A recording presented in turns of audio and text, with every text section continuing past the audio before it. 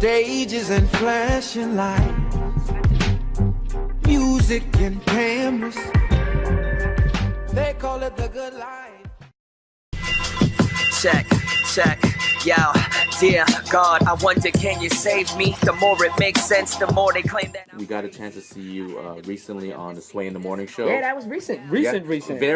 Yeah. And then you did the 106 and The Park final finale. episode. Yeah. That was on the same day. That was the same. Oh, Yeah. it was New York. It was New York, yeah. Kind of... And this is when the stars are aligned, the stars are aligned. Yeah. During the morning was when I recorded the Sway thing, Okay. and then later that evening when I went over to the BET studios to shoot that final episode. But obviously they showed them on different days, so right, yeah. The BET thing was live, but then they ended up showing the Sway morning thing just these last few days. What was it like when you stepped back into the BET studios? Has it been a number of years, or were you kind of there back and forth every now and then? In the capacity that I was there for that final episode, it definitely was a few years since the last time. I think the last time would probably be maybe 3-4 years ago when I went back to judge a battle. But it wasn't to rock. So it was for me to judge a Freestyle Friday battle, which was cool too. But, going back for that last episode and going up there to rock, that was something else, man. It was something else. I don't think it hit me until I was actually in the building, sitting in the dressing room and watching the whole thing unfold.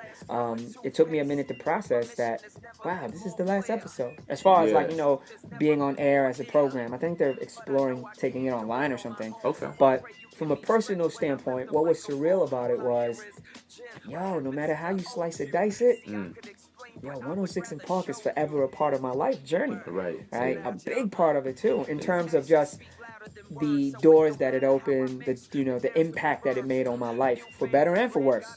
In terms of it was one of the few major game changers for my career path. Right? Yeah. I mean, people are like, when I signed with Ruff Ryders, that was a big thing. But if you think about it, the Ruff Ryders signing only happened as a cause of the Freestyle Friday on 106 and Park. Yeah. Right. So that's definitely there forever. But then it also set in motion a chain of events, which kind of also rocked me too, which was signing with Ruff Ryders, kind of being put on this major platform, and in real time learning about the music industry, learning about how hype for things can be good and bad. Right. You know what I mean? Because I think that was my major 101 lesson, was just the hype was so crazy. You know what I mean? There were multiple components happening at the same time. The excitement from the Freestyle Friday thing, the fact that I signed with Ruff Ryders, and one undeniable thing was definitely, you're like the first Chinese dude, and And I bring it back to that hype point is, I think if anyone was the most responsible for feeding into that hype and perpetuating it, it was probably me. Okay, you know what I'm saying? Because at any given moment, I had ample opportunity at any moment to be like, that's cool, but we don't necessarily need to focus on that. But whereas on the contrary, for the most part, I fed into it more than try to counter, balance it. Did you feel like, the first single was Learn Chinese. Y'all gonna learn Chinese. Did you feel compelled, were you like, okay, I have to run with this because I don't want to kind of mess up the opportunity. I just want to keep the momentum going? Or was there part of you that's like, no, you know what? I don't want to do this. I want to show people there's other sides of me. I don't think at any point during the inception of Learn Chinese, all the way to the video being shot and the song being put out, I don't think at any point did I really process in my mind what it meant. Yeah. I think more than anything, I'm like 22, 21 years old roughly. Okay. And I'm not using my age as an excuse, but the point I'm making is, I think at that point I was more excited to be there than anything else. Just to be doing it. We got a session with Wyclef on Friday. We're going to try to get this single cracking. You know what I mean? So I'm in the studio, Wyclef. I'm like, Fugees, Yeah. And he's showing that Wyclef has always been embracing and very supportive and going above and beyond, to pour into my career. Right. And, Learn Chinese is a manifestation of that. Yeah. Because one thing I always looked at Clef as a great kind of inspiration was just the fact that he was always very embracing of his culture. Being Haitian, throwing his culture into his rhymes and things of that nature. And I remember one of the insights was, you gotta hit him with something, Jin, that's just gonna be like, okay, everybody knows you're Chinese and they talking about you being Chinese already. Right. So I don't think at any point was his intention or the label's intention or my own intention to exploit it. I truly believe the intentions of everyone throughout the whole process was pure and goodwill. Yeah. However, maybe where there was miscalculation was the execution of it. Okay. And all I can do is man up myself. Yeah. Because nobody forced me to write it. Nobody forced me to walk into the booth and lay the vocals. Nobody forced me to shoot the video and come out with the karate kicks and all that. You know what I mean? So only one person can bear the responsibility of the good and bad of outcome of that whole episode, and it's me. Yeah. And I think one of the biggest things that is part of my testimony is not only so much just the learn Chinese decision in itself, but the overall career decision and the direction as a whole. It's just really healing in terms of being able to let go some of those pitfalls. Yeah. Because for a while, man, it killed me. Like, as much as I would try to front like it didn't, internally it was actually eating me up. What was bothering you about was it the fact that you had to kind of play up this? No, not so much that. It was just more so like, I mean, I guess like more tangible ways to describe it is just practical things. You know, like I guess a really defining moment. If you talk about, okay, there was the ascension, like meaning the rise, and then if you watch a chart, at some point it starts to go like that. I think the first point that my journey started to go like that, like a defining moment, is probably when the album actually dropped. Okay. So my Ruff Ryder album came out in 2004, and just numbers, meaning like, what was Jin's first week? Yeah. Oh, not even 20,000, 19,000 copies? Yeah. Oh my Lord, Then, as well as now, now less than then, there was a lot of emphasis on sales, of course. Absolutely. And it's the music industry, so it makes sense that there's emphasis on sales, I guess. Yeah. But obviously the general perception when that occurred and it was public knowledge was, dang, I guess it's over for him. Yeah, he's not good or he's done. Time's up, and then the follow-up to that aftermath was when I actually parted ways with Ruff Ryders. Okay. So, when you part ways with the label, the easiest thing to say is, you got dropped. Right. And I think for a long time, I was very sensitive about that too. Okay. Like clarifying, hold up, just for the record, I didn't get dropped from the label. You know what I mean? We parted ways mutually. Okay. But you talk about healing, even there. My thing is, if people perceive that I got dropped, really, how big of a deal is that? It's really not that big of a deal. Yeah. Especially if in my own heart I know that I didn't get dropped. Absolutely, yeah. But the reality is, even if I did get dropped, and that was the reality, how big of a deal is that? You know what I'm saying? Yeah. Whereas I look back now, and as grateful as I am for the Ruff Ryder opportunity, I say this every time in an interview, and I put so much emphasis on it. Man, they really, really gave me an opportunity that they didn't have to, and I'm grateful for it. And I can only hope that, in the course of our working together, through the ups and the downs, that, they can see, like, what, it didn't pan out, but, Jin, he was a good kid, he rocked with us, etc. I would never, go back and change the decision if I could. Okay. You know what I'm saying? And like I was going to say, as grateful as I am that they gave me that opportunity, I'm probably more grateful that we parted ways. And it's not because I felt Ruff Ryders wasn't treating me right, or I felt like Ruff Ryders, jerked me, which a lot of people look at it like that. Yeah. When they see me now, mad years later, and they think back of how my career panned out, they're naturally like, yo, man, I can't believe Ruff Ryders did you like that. Yeah. And I'm always the quick to be like, hold up. Yeah. They be like, what? They didn't do me like anything, They put mad money, mad resource, mad time into trying to, take me there. But sometimes, good intentions is one thing, but how things pan out is another story, right? Yeah. But the reason I say I'm very grateful for the parting ways too is I think parting ways really brought me back to reality, because I think during the time that I was with them and just that whole journey, little by little, more and more, I was just losing touch with reality. Okay. And that's just rooted in a bunch of things, like just the world really sucking me up and consuming me. Yeah.